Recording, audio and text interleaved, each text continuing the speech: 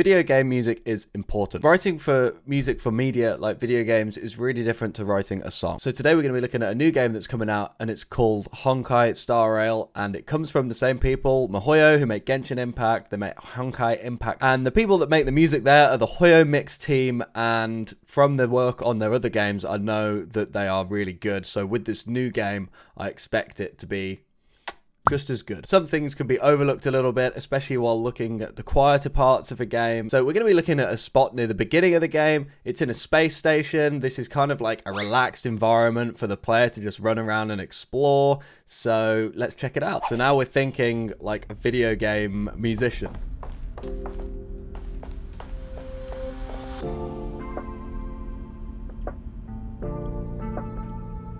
So they've done a really good job actually of matching the sort of atmospheric feeling.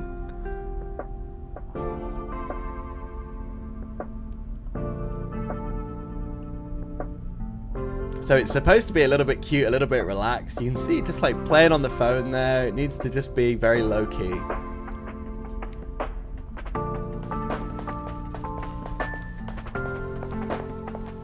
I can hear a little bit of guitar coming in. And the drums build it up now.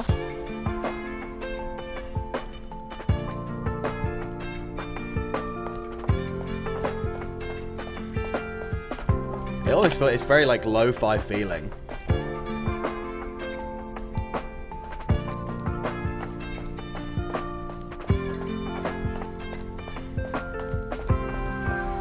Okay, wait. There's a little bit to talk about here already. So a few of the main points here for me is that when they've designed this sound, first thing that they've made sure is that everything isn't too loud and everything isn't too like in your face. So there's a couple of ways to do that. They've chosen quite a sparse arrangement. There's no fast notes, there's no fast or frantic playing. The other thing that they've done is that they've made the sounds very, very small. So you can hear the drums there, and they've filtered them so that you don't get the crisp high end or the deep low end of the sound. You just have that sort of bit in the middle. And when you do that and you take off both sides, it is called band passing, when you just have the center of the frequency range. Now the next thing that they've done is in the mix. You can hear the guitar that comes in there. It doesn't sound very close. It's not really in your ears. It sounds a little bit further away. And again, they've gone with a small sound. They've distanced it and panned it and added a reverb that makes it a little bit distant to you. What I think this does is it adds a little bit of realism, as if you're in this room and it actually sounds like that guitar is coming from somewhere in the room rather than right in your face. Okay, I feel like we're coming into a slightly different section now, so let's continue.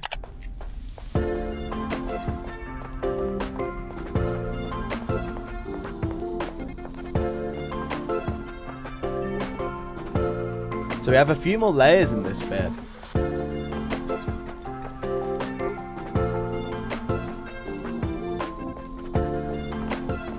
Oh, a little bit of glitch as well there, a little bit of flavor.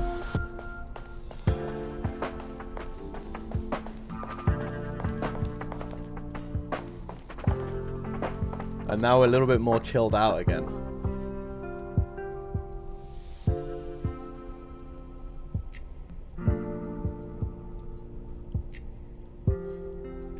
I like the little clicks for the snares. And then it ends, and it's interesting that we just sort of go down to a little bit of silence there. I'll talk about that in a second. What else is there to talk about this? It seems very simple, but I know that a lot of this is done on purpose. In that second section, it gets a little bit more busy. We get some sort of airy pads, which are almost vocal-like. Actually get a slightly different mix in the guitar as well, and we have this E-piano becoming a little bit louder. The instruments here, you have this E-piano, you have this guitar, and you have this little drum kit. I feel like this has been specifically chosen because when they're writing the music, they're trying to make this world feel real. They went with some really sci-fi crazy sounds, then it wouldn't feel real to the player as they're running around. So they have this little band arrangement that makes it feel a little bit more down to earth while you're in here. After all, you know, it looks like people are supposed to be living here and working here, so it needs to be realistic. You have like very specific sort of A and B B section there, and that's done purposely as well because you have quite repetitive melodies.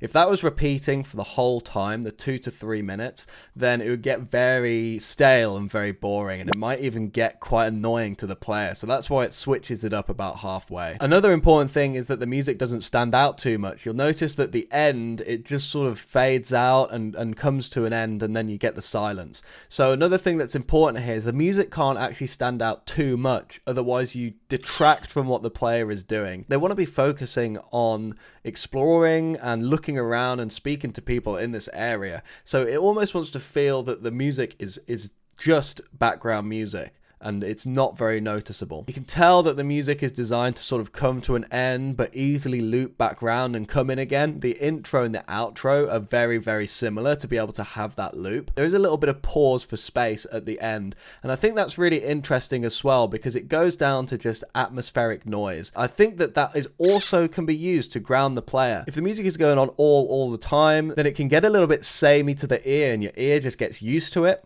Whereas if you drop the music out for a little bit, then it almost sobers the player to be like just being able to hear things like footsteps, background chatter, noise, and wind. And again, that is something that then, so obviously, as I said, it's really important when designing this kind of music to leave a lot of space for the other aspects of the art that's going on. But also it leaves a bit of space to put some music over the top as well. So we're going to have a go at that. Check it out.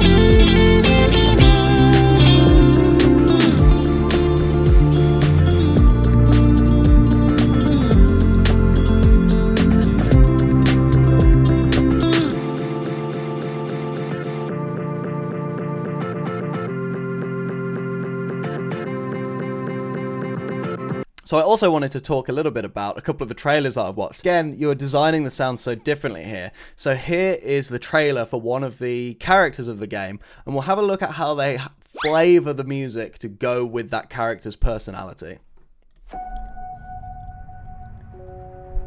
Whoa. I'm gonna take pictures of everything that's new to me. I really like the synths I won't here. forget about them. Huh? Hey, wait for me! Ooh, huh? Huh?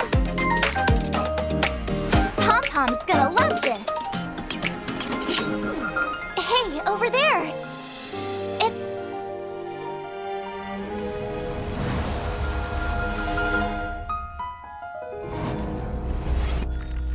Another thing they've done really well here is sync the video up with the music. It's absolutely perfectly composed for this video. You guys came for the snapshot, huh?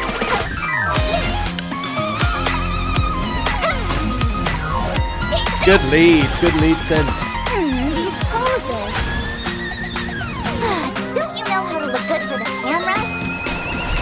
Well, here's your chance to learn from the best.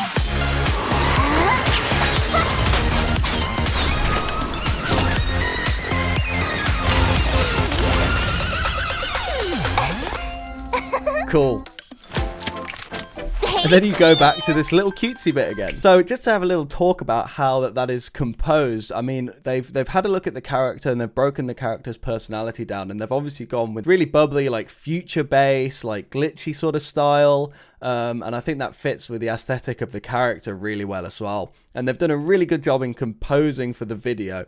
You can see that when there's sort of a bit of combat going on and things are getting serious, then we have different synths coming in. It's very much more loud and in your face. And then we can instantly drop back down this little more bubbly, stripped back sound. So I think that really demonstrates the differences in the way you want to compose for different things, different media. And just to reiterate that point, here's another trailer that they did. It's a lot more serious, a lot more epic.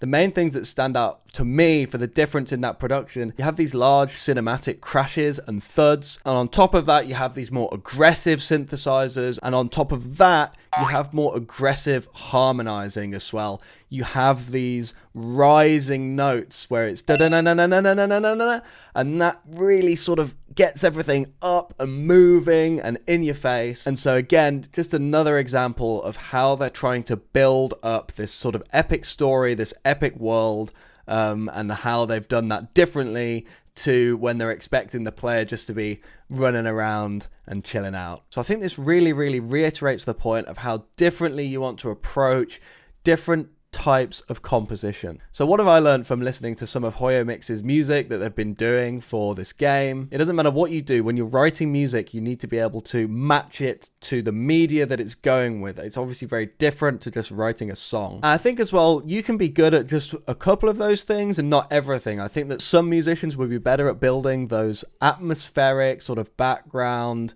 compositions, and some musicians would be better at building these big, epic, trailer style sounds. Even though one seems to be a lot more complex than the other, I think that it's more important to be able to choose carefully and arrange carefully than it is to just be able to build big, complex, loud songs. But everybody has a favorite, everybody has their preferences.